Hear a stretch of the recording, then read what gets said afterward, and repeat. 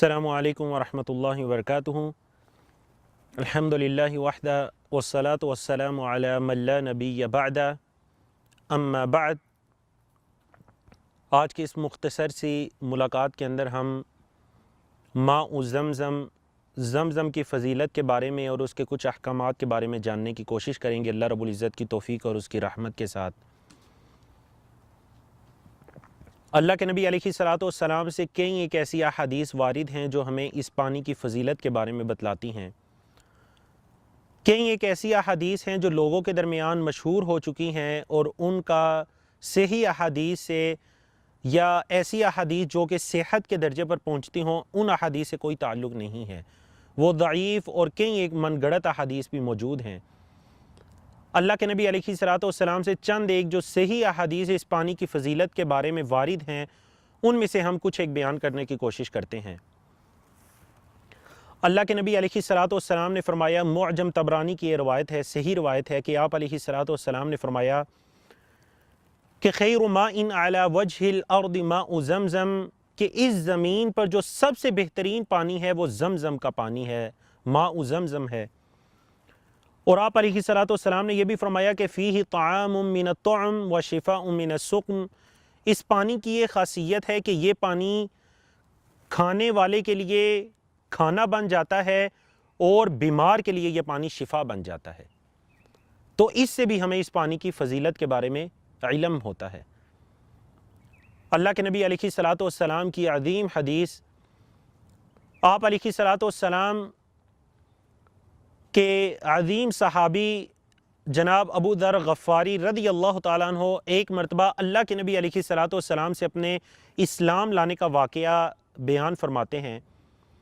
یہ بتلایا کہ اے اللہ کے رسول، میں 1 مہینے تک مکہ کے اندر رہا، بیت اللہ کے اندر رہا۔ تو نبی علیہ الصلوۃ والسلام نے جو ان سے سوال کیا، پوچھا کہ من کان یطعمک، اے ابو ذر تمہیں کھانا کون کھلاتا تھا؟ تو ابو ذر غفاری رضی اللہ تعالیٰ عنہ فرمانے لگے کہ ما کان لی طعام الا ماء زمزم، اے اللہ کے رسول میرے لیے زمزم کے پانی کے علاوہ اور کوئی کھانا نہیں تھا، بس میں یہ پانی پیتا تھا۔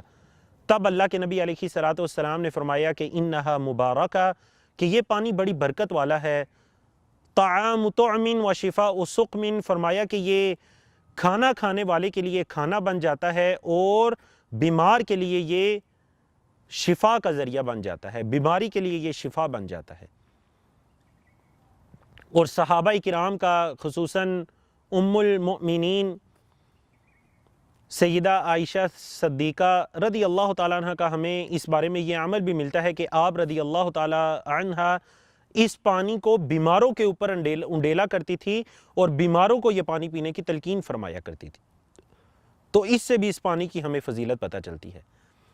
اور اللہ کے نبی علیہ الصلوۃ والسلام کی ایک صحیح حدیث جسے امام احمد اور ابن ماجہ رحمہم اللہ اجمعین انہوں نے اپنی کتاب مسند احمد اور سنن ابن ماجہ کے اندر اس حدیث کو روایت کیا ہے کہ اللہ کے نبی علیہ الصلوۃ والسلام نے فرمایا کہ ماء زمزم لما شرب لہ، ماء زمزم، یہ جو زمزم کا پانی ہے ہر اس چیز کے لیے بن جاتا ہے جس نیت سے اس کو پیا جاتا ہے۔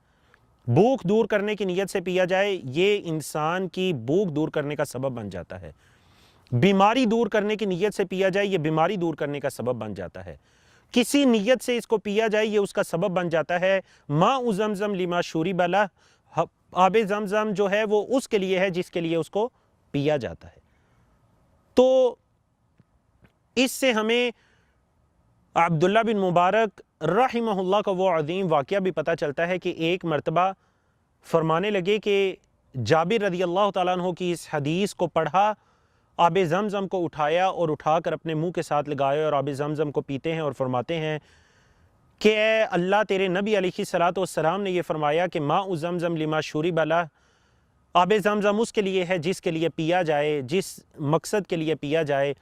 فإنی اشربہ لعطش یوم القیامہ، تو میں اس پانی کو اس نیت سے پیتا ہوں کہ اے اللہ تو کل جو قیامت کی پیاس ہے، قیامت کے دن کی پیاس ہے، اس کو مجھ سے دور کر دے، میں اس نیت سے اس پانی کو پیتا ہوں۔